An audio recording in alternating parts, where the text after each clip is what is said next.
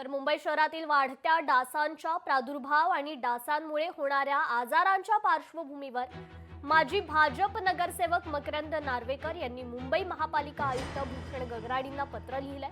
आंतरराष्ट्रीय स्तरावर वापरल्या जाणाऱ्या पद्धतीनुसार सायंकाळी फ्युमिगेशन लागू करण्याची आणि आरोग्य विभागाच्या अधिकाऱ्यांची समिती नेमून सायंकाळी फ्युमिगेशन धोरणाचा अभ्यास करून त्याची अंमलबजावणी करण्याची मागणी नार्वेकरांनी केली आहे.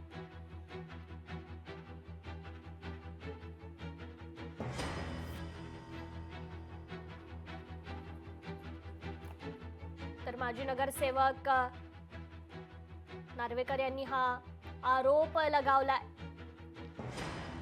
आजारांच्या पार्श्वभूमीवर माजी भाजप नगरसेवक मकरंद नार्वेकर यांनी मुंबई महापालिका आयुक्त भूषण गगराडींना पत्र लिहिलं.